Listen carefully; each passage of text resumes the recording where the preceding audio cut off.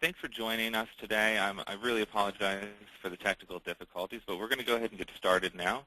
What I'd like to do is, first, I'd like to just go through a quick introduction here and say good afternoon. Welcome to this edition of From the Source, AAF's web seminar series. My name is Philip Sewell, and I'm the Manager of Digital Communications and New Media here at the American Advertising Federation. It is my pleasure to bring to you today a webinar focused on vendor success stories in broadcast production, presented by Mary Nittolo, President and CCO of The Studio, an industry-leading visual communications company based out of New York City. Also with me and moderating today's discussion will be Clista Hill, Small Business Manager at Leo Burnett. I'm going to hand things over to Clista in just a few moments, but first I'd like to address several technical details regarding today's webinar. First of all, if you have not done so already, please dial into the conference call so that you can hear the presentation. If you check your invitation, you should have the phone number and the web ID to get in. Once in, you'll be given an audio pin, and you may also find this information in the audio portion of your GoToWebinar control panel. Secondly, you may ask a question by using your chat box and choosing Send a Question to Staff. After the presentation is finished, there will be a brief question and answer session during which Mary's going to actually be read questions aloud from Clista. She'll read your questions out loud, and hopefully we'll be able to answer as many as possible. If we don't get to your question, I believe that Mary will be providing her contact information on the last slide of the presentation, so you should be able to email her your questions if you have any. Finally, today's webinar will be recorded. You'll be able to view a recording of today's presentation via the AAF website at www.aaf.org/fromthesource. Once on the page, click Archive Presentations, and there you will find download links for the webinar as well as the physical presentation. And this information should be posted within 24 hours. So with all that out of the way, I'm going to go ahead and pass things over to Clista so she can say a few words about Mary, and then we'll go ahead and get started. Clista? Hi, Phil. Good afternoon to everyone, and thanks for joining us this afternoon. I've been given the pleasure of introducing Mary, and we'll get started. Mary founded the studio in 1988 as an art and animation company. Today, it is known as a leading visual communications company, uniting the talents of directors, designers, artists, animators, programmers, and VFX artists. The studio's client roster includes major advertising agencies such as Saatchi & Saatchi, McGarry, Baldwin, Draft, SCB, McCann Erickson, Global Hue, Euro, Publicis, Gray, Goodbye Silverstein, and BBDO, with such brands as Coca-Cola, Sony, Kraft Foods, Colgate, Avon, Starbucks, Turner Broadcasting, and the list goes on and on. Prior to founding the studio, Mary worked for a design firm and was the deputy director of the publications and marketing department of the Brooklyn Museum. Mary is also very active in the community. She sits on various boards of directors and advisory boards. And actually, she was recently a finalist for the Enterprising Women's Magazine's Entrepreneur of the Year for 2011.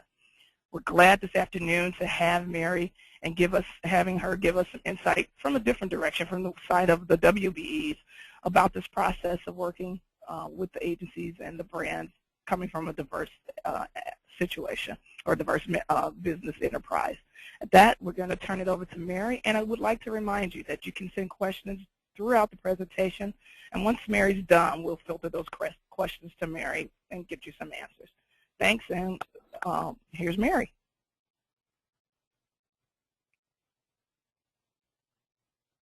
A little bit of a different tact in this presentation. I'm deviating a little bit from the topic because my predecessors did such an amazing job, and I didn't want to be repetitive. And so I think the purpose of the presentation is to really, I want to kind of open up a dialogue about the contributions that WBs and MBE make to the economy in general, and discuss how advocacy is important for our growth, and beyond advocacy, how sponsorship is important to our growth. And then I want to identify the fundamentals that I think are needed for us to excel in our specific industries and be thought of as thought leaders, et cetera, and speak to the value of certification, even if it is not evident to your bottom lines at the moment. And essentially just encourage awareness of the value we contribute to the overall economy. So there are some statistics that we've gathered on this, and I'm happy to send everyone the citations that we, the sources that we got these from. Anyone feel free to email me at the end of this, and I will send you all our resources. But women-owned businesses contribute almost $3 trillion to the economy. They employ 23 million people, and that's double the number of the country's largest 50 companies put together. We employ 16% of the workforce, yet only 5% of us have over $1 million in sales, and only 4% of the revenue of companies in general is generated by women-owned businesses. So that's quite a substantial number of people to be employed when you consider the overall tininess of the companies. Minority-owned businesses contribute $850 billion to the economy, and they employ 6 billion people. And then as we were doing these statistics, most of them go back to 2007, which was the last time they gathered statistics. But I did find something from the 2011 census, which says that from 2002 to 2007, the number of black-owned businesses increased by 60% to 1.9 million, which I find that staggering. I mean, I just think these statistics say so much about us just as a community. So if you combine these statistics and think of another one, and that's that the number of Americans employed by the Fortune 500 companies has dropped from 20% in 1980 to 9%, we're clearly filling this huge employment gap. So the obvious point being, we're the people that are hiring the people that are buying the stuff that the corporations are selling. So we're pretty much the fastest growing sector of the economy, and we do this despite challenges that our white male counterparts avoid, and despite the fact that we hire at a more significant rate, we're more likely to close than businesses opened by white males.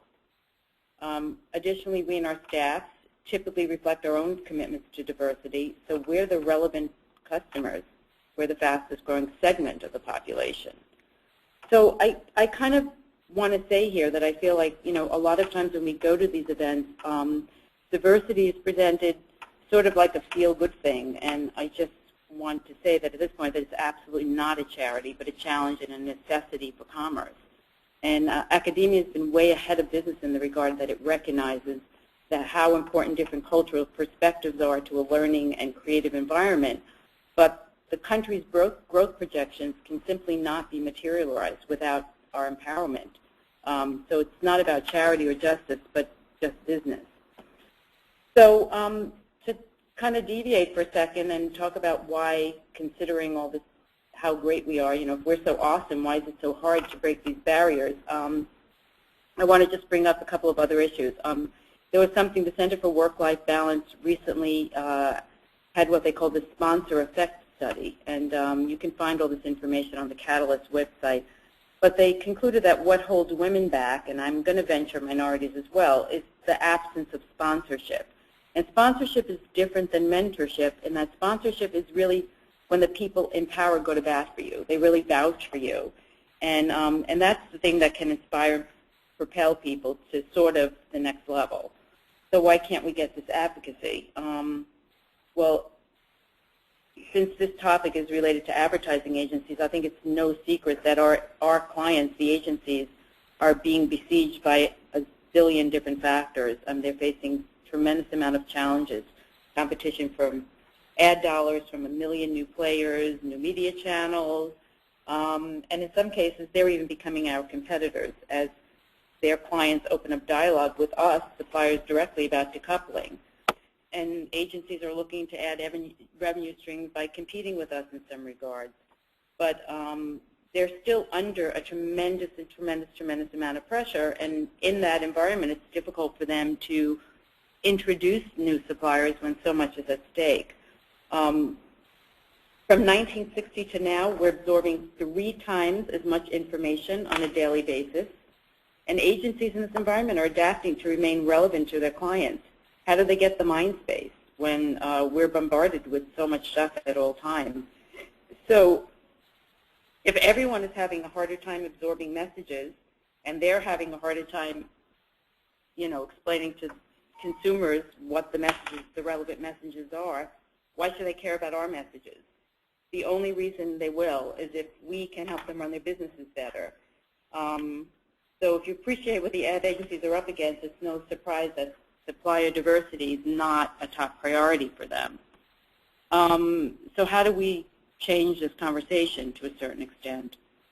So I think that if your contact in the agency is a supplier diversity person, I think you need to approach that relationship kind of like you would approach any other healthy relationship, through honest and consistent communication, and try to connect with them on an emotional level, but also realize that they're, in many, many cases, not the decision maker.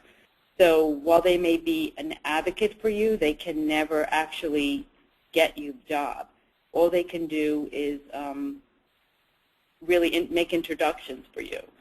So then the thing that happens, I think, is that the onus becomes on you to find out what their agency is interested in. You need to forget about your elevator pitch and speak to what the client's interests are, not your agenda. And once you appreciate the person you're interacting with may not be the decision maker, I think it'll be easier for you to understand that in order to get the kind of sponsorship that you may need to propel you to the next level, you're going to have to work on your own business. So one thing I would encourage is patience and really earning the sponsorship. And I think the only way that you can do that is to, number one, understanding what the needs in the changing environment are. A lot of them are going to be technology focused, and it's going to be what you can bring to the table. You're really going to need to differentiate yourself from your suppliers, and being a minority or women-owned business is not enough of a differentiator. You're going to have to know trends. You're going to really work relationships, and you're going to need to collaborate a lot, probably with other people in the same situation as you, because oftentimes what we have to offer as small businesses is just not enough. We need to bring a more complete package to the agencies so that we can be relevant to them. They're not interested in they don't have the time to parcel out the project in little minuscule portions, and frankly, sometimes we're just not big enough. So what can we do? I think that one of the things we can do is focus on what we do well. And I think small businesses are successful primarily because they dazzle with great customer service. And I think we need to encourage other types of habits for excellence. There's no shortcut to that. You have to make commitment to excellence your priority. You have to use your talents, your abilities, your skills in the best way possible. But the only way to get ahead is that you have to give something extra. And if you live to a higher standard and pay attention to those details and you're ready to make a difference, excellence is difficult, but it's really your best shot, and you'll be amazed what you can get back. So when I say that, what I mean is it's sort of like if you work on your company, I think a lot of this will follow. If you invest in capacity, a lot of this will follow. If you're thin on resources, when that call comes, you will not be able to deliver.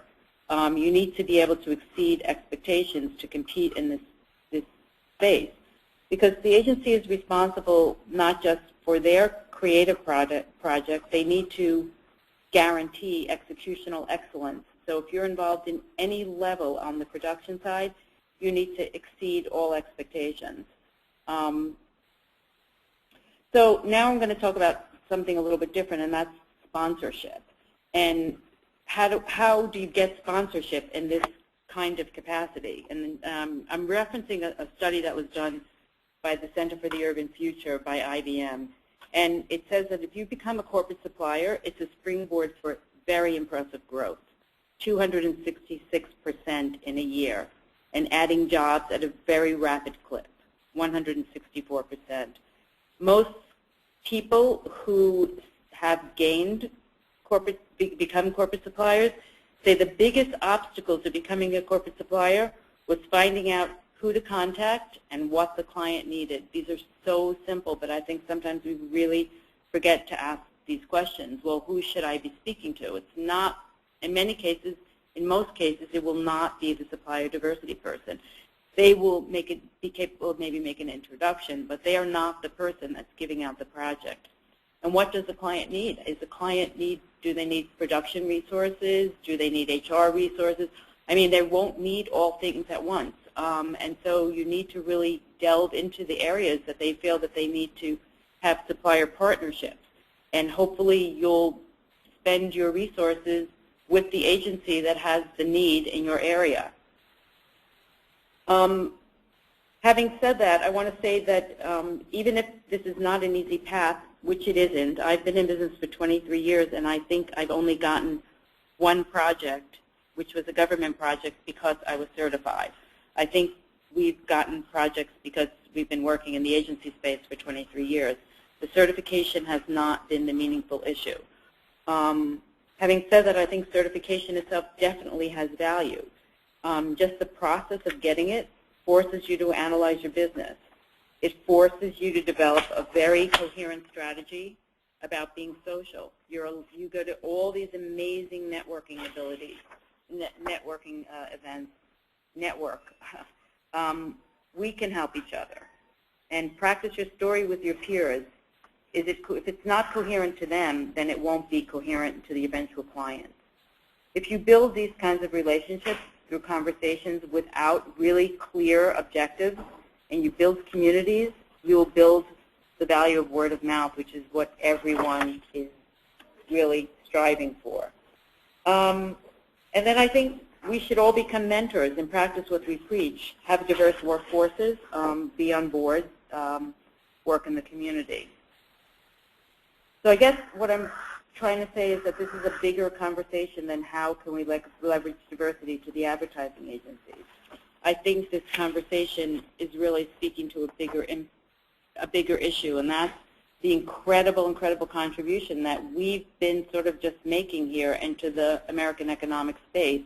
And what I really want to speak about, I really want to end a little bit in speaking a little bit about policy and public awareness and mobilization and being single-minded and sort of one mind when we think of ourselves as an entity. And so that the advocacy we ask for can become more of a cultural and a business and a political imperative. And I'm going to use the analogy of making this issue very, very, very, very important to when we talk about green initiatives. I think that if everyone thinks back 5 years, I think we'd realize that it wasn't such a topic of conversation as it is now. But now the entire landscape has changed because of our awareness about these issues. And I think it's time for the conversation to shift regarding the contribution that WBs and MBs make to the economy, so that when we are in a space and we're talking to a client, this is actually meaningful. It's as meaningful as if someone says, well, we use green technology. Right now, I don't think it is that meaningful. I think people think that's nice and interesting, but they're not it's not enough of a deciding factor. And I think it's not enough of a deciding factor because I don't think that people realize that our success is really the success of our country, since we are literally driving the economy at the moment. And so I think that what I'm talking about is when I say policy, when I say this is really like an awareness so that it becomes, so that when we talk about our certification or if we talk about being a minority or women-owned business, it becomes a very important emotional motivation, almost as powerful as when you say something is green. We can't do this alone. We have to do it as a group, and we have to do it with the support of all our advocates. But when we find common ground in this and we share common goals, I think we can achieve something really amazing and on a similar scale. And I think the way to drive this conversation is really by driving the conversation that has to do with our impact on the economy. It's massive. It's not really rewarded or reciprocated to the extent that we have contributed, and I think it's actually a political and cultural issue as well as a business issue. So having said that, Krista, I'm ready to take questions. Okay. Okay, Nancy, thank you for, Mary, thank you for those great insights coming from the WBE perspective. And I wanted to remind the audience that you have an opportunity to submit questions by clicking the box on the side that says send a question to staff, and we'll filter those questions back to Mary. have one question here that I'll try to summarize. The question comes from Dick. Dick says, in 35 years, we've been working nationwide with ad agencies. Lately, it has become impossible for us to acquire new clients except through word-of-mouth referrals. Direct mail worked successfully through the mid-90s. We would get 1.5 to 22% return on direct mail before. Now, nothing. In-person cold calling no longer works. We used to get 80% return on investment. No longer. Mary, give me your suggestion. I'm told that email works best. Do you have any suggestions?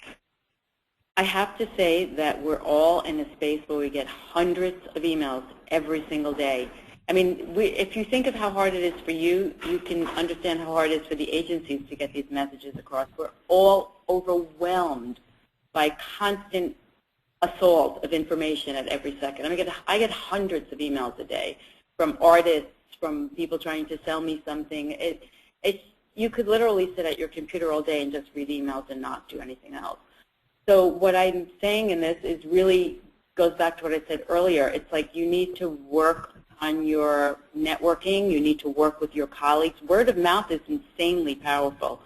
When we go to these events, we need to sort of figure out when we meet people, like, who do we know that they should know? I think we really have to start to think about this almost like we're a union, I think, so that we really become advocates for each other. Because without those kind of personal introductions, I think it's extremely, extremely difficult today. Unless you're a technologist and you've come up with something really novel and different, it's very, very, very, very hard. And I don't think it means as much as we'd like it to mean that we've been in business for 20 years or 30 years. I think that sometimes people think, oh, you must be old, and you haven't kept up, and you're not, you're not relevant. So things that meant things to people a long time ago don't mean as much anymore, and a lot of it has to do with the constant assault of information and the importance of really keeping up. And I think that as a society in general, we might be a little bit ageist. So 35 years should mean something extremely important. Sadly, I don't think it means what it really should. I hope I answered your question. I think word of mouth is very powerful. That's the thing you need to work on. So that being said, are you suggesting that in addition to the emails, that they continue to rely on that word of mouth then? I think network, like use your social network, use your LinkedIn connections and ask people, who can you introduce me to? I think that email campaigns as suppliers to advertising agencies are very ineffective, sadly, because they get a zillion solicitations every minute. And so for you to be differentiated, it would have to be mad luck. I can't even imagine. It could look stunning. Everything looks stunning. It doesn't matter. It would have to be mad luck for yours to be read. Mostly they're just getting deleted, deleted, deleted. There's just too many of them. Okay. Just want to remind the audience that you are able to submit your questions. Mary, in your presentation, you talked about mentoring and sponsoring. I thought it was interesting. In our conversations, you've talked about having the ability to actually take a mentee and introduce them to someone else that created an opportunity for them. How do you develop those relationships past just from your experience, from a brief encounter at a fair to building that up to a level of sponsorship? Well, it's interesting. It's always easier, I feel, to advocate for someone else than it is to do it for yourself. And you brought up something really interesting that I wanted to mention. And so of course, going through these events, I meet many people, and I also mentor a lot of people. So there was I'll be specific about this because I think this is a very excellent example of how you use opportunities like this. So there was a supplier diversity fair at Saatchi, and I brought one of my mentees, an extremely talented young technologist who I've been mentoring. And I introduced him to Anita Laney, and she was in need of someone like that, and she actually hired him. And so through him being hired by Anita, it's actually entered us into a relationship that I have with Anita, which is very unusual. We actually have an employee sharing program. She has people that she needs, not 52 weeks a year, and I can use them when she's not using them. And so we're basically collaborating on employees. And I think these are the kinds of interesting solutions that you can come to if you really start using the people that you meet at these events, and you start to realize we all have common issues and problems, and we may know someone who can help someone. And these things really do come back to you, because she actually ended up hiring one of my absolute favorite mentees who I'm extremely close with, and he has a wonderful job and a wonderful career with her. So it makes me really happy to have been able to do that. I never would have been able to do that, had I not been in the space. And I think you can relate that to the discussion about certification. I know you work a lot with bringing other WBEs into the certification space, and that network. And can you speak to that, how the potential benefits of building that network within the certification agencies and in that space? Well, when you're around, I'm in the WPO, which is Women's Presidents Organization, and through that I've gotten relationships with several women-owned businesses, which you can enter into strategic relationships with. So it allows you to sort of practice run a better capacity than you would have yourself.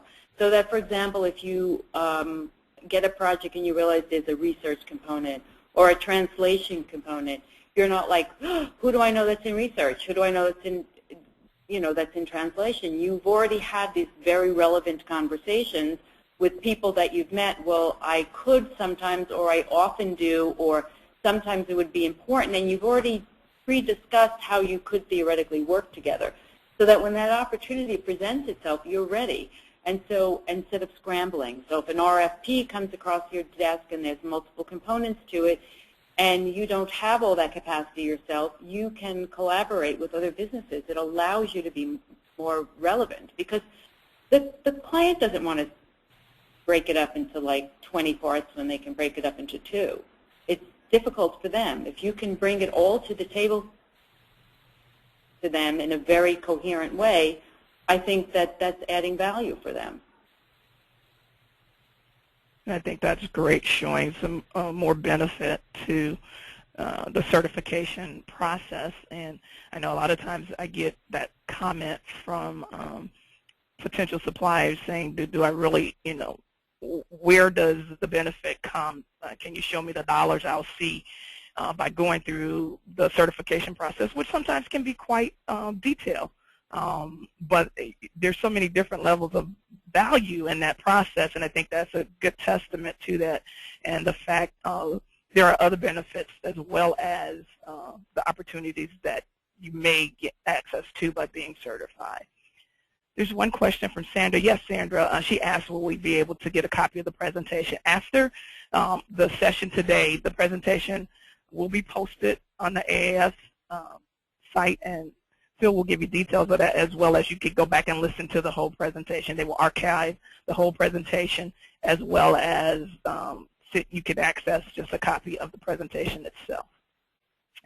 There's another question here. It says, do you know of any success stories in which a voiceover talent or an audio production company managed to get a broadcast producer's attention and a relationship was cemented? If so, what tactic was used? And that was submitted by Dick. Well, I actually don't know of any situation like that, but I do know that we just introduced an audio company to one of our clients. So again, and they're not actually not a certified company, but they are a company that was actually appropriate in the space. But this again points to the value of certification. I mean, obviously, if I were hyper aware of people in that space, recommendations can be made that way. We're all asked to recommend people.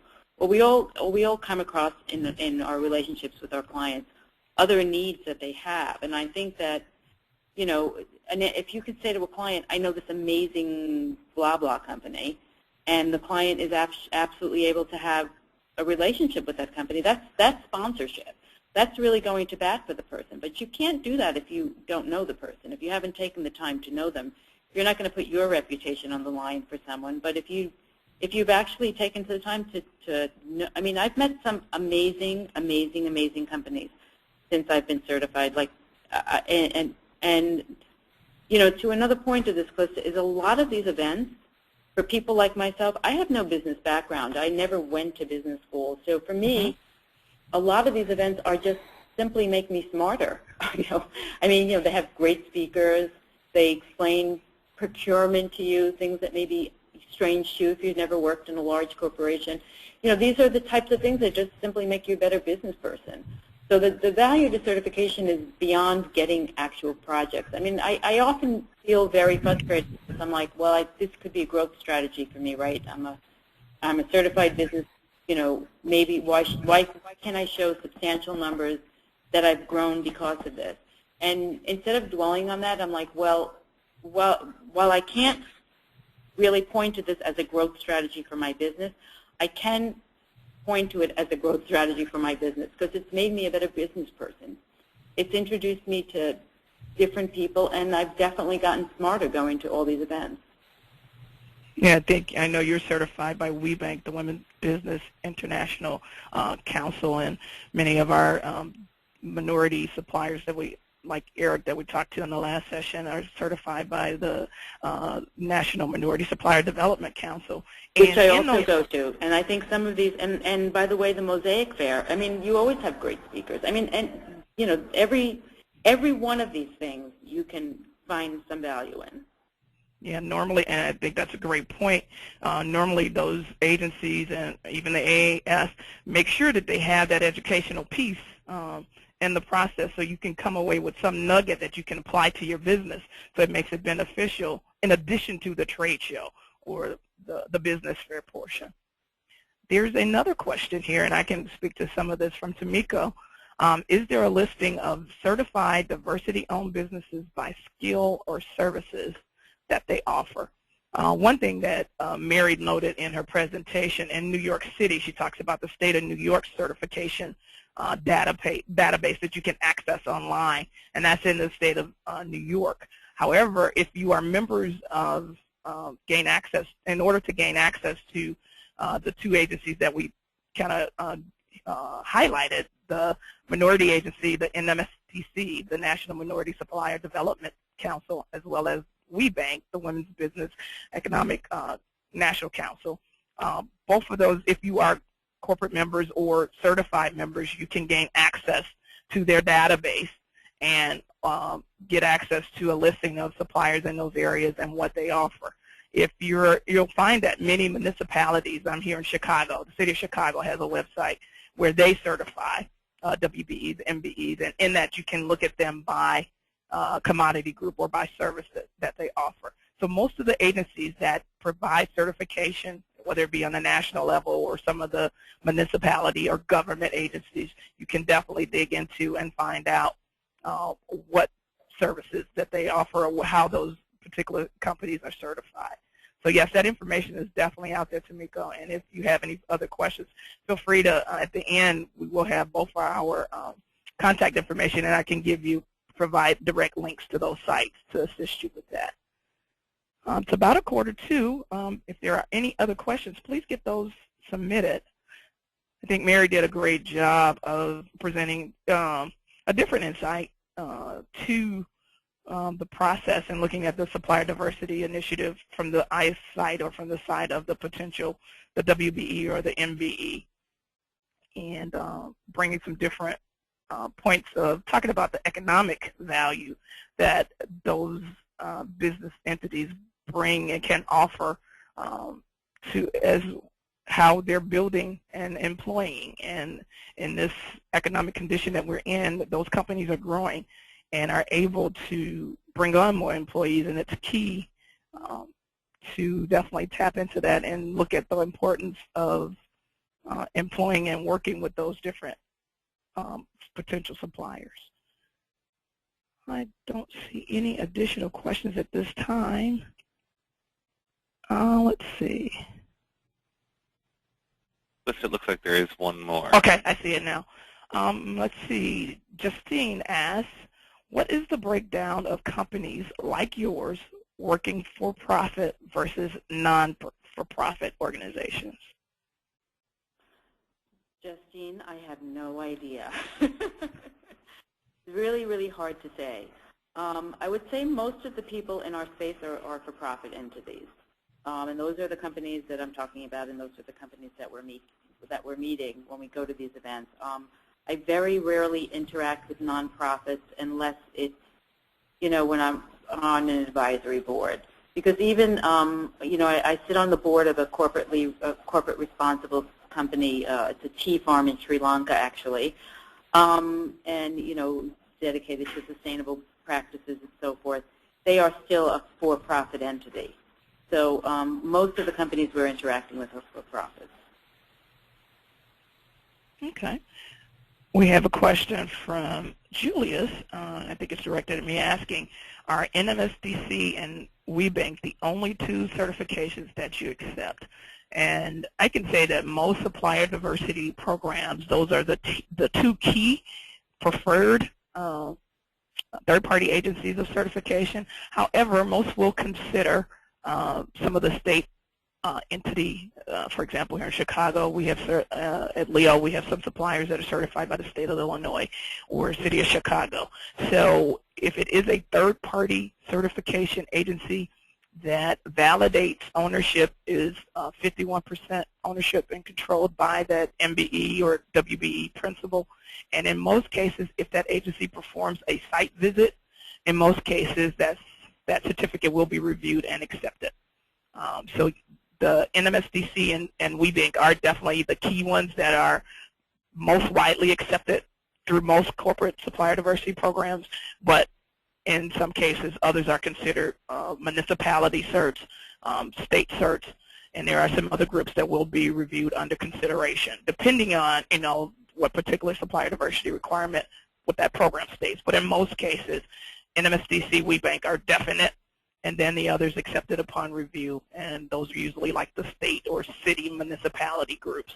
And if they do a site visit and part of that process, normally they are accepted. So I think that answers that question, Julius. Have you had any other experiences on that, Mary? You agree with that? No, I totally agree with that. And, the process of certification is not easy. The kind of analysis you have to do on your business to get past this process, it's really incredible. It really forces you to look at everything. I mean, most of us as small business owners are not keeping minutes of meetings with ourselves for 20 years. These are things you really have to think about. Well, if you're really a business, you're supposed to be doing this. I mean, so it really just forces you to think about what a corporation is and what it means, and, it makes you a better business person. And I think the key point for that, I get that argument from suppliers all the time. There's so many potential certification agencies out there. Is it really, what's the best one? Should I really take the time to go through that process? And I think the key point is to know what corporations are corporate members of those different agencies. If they're a corporate member, they tend to have a certain amount of value on that certification process. So many times you could go to that agency's website and see who their corporate partners are, and that says to you that those could be, and I'm not saying necessity, but could be potential opportunities because they value that certification process. And and from the corporation viewpoint, they have value in those processes that those agencies perform. Yes, it may seem tedious that they ask you for those minutes and proof of stock purchases and all of that, but that all validates the process and proving that that principal owner has 51% ownership and control. One less thing that client or corporation has to be concerned about in their process. If they see that certification, that's one less thing that they have to monitor or control. So therefore, they value it. So I think that's an important when you're deciding, should I get certified by what agency should I be certified and what certification should I maintain? Because it's true, it can take 60 to 90 days for the certification process.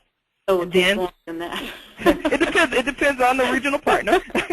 And I support the agency here in Chicago, I know that on the average, and again, that's the average, if all your documentation is in place, and again, Mary pointed out a key point, a lot of times the small businesses may not be in the mind frame of doing minutes, recent minutes, and shareholders minutes, and information on their startup, but those are things that are required in that certification process, and having that information and the business structure in place to validate that you own and control 51% of your business, it does make you think about your business processes.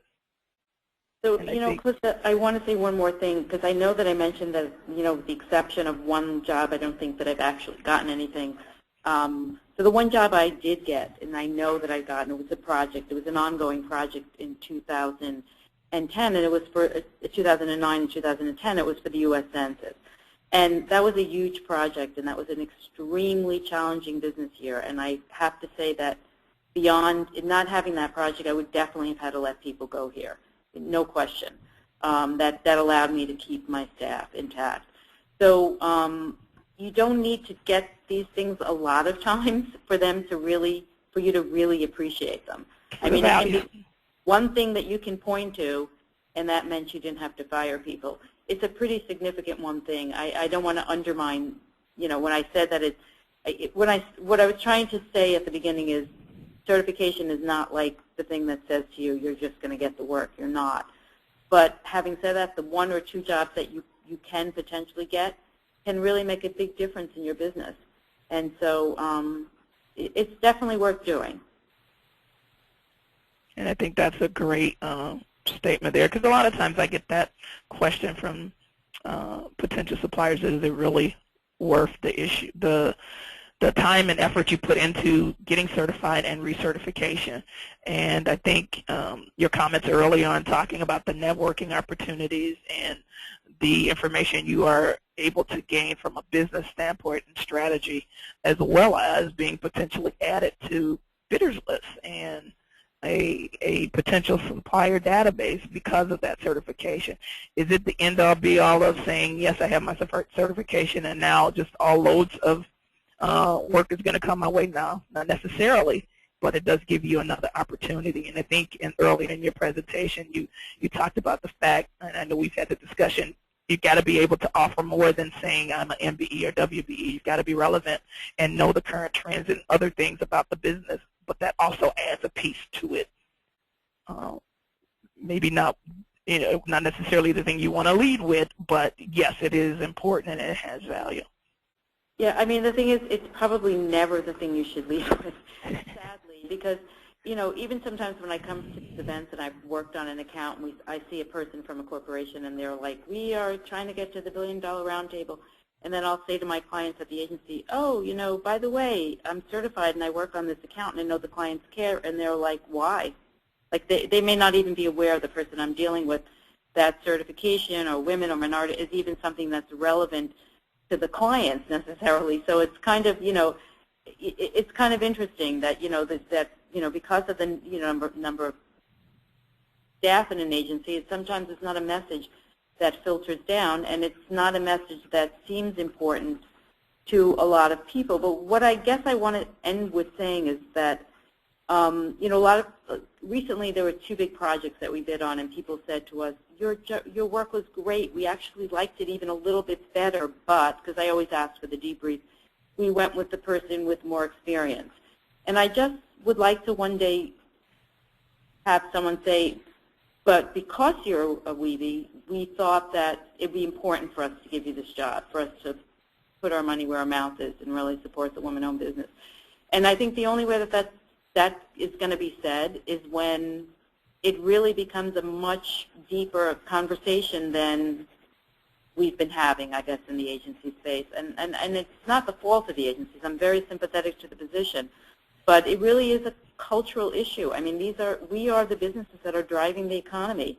And, soon in this country, the minority is going to be the majority. And with the fusions of cultures and traditions and new and different ways of doing things, we're sort of like the pioneers who have been in this space, especially the people who have been doing this for a while. And I think that only brands that understand that this is transforming America are going to eventually gain position. And I think that the advertisers that understand it with them are going to be the ones that are the most successful. I mean, diversity is probably going to be the biggest conversation that's going to be happening in this country in the next few decades.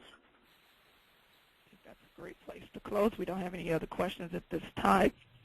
I'd like to say I appreciate it and had enjoyed this conversation with Mary today. We have our contact information listed on the last page of the presentation. And again, the presentation will be posted on the AAF website that you can reach out to us with further questions.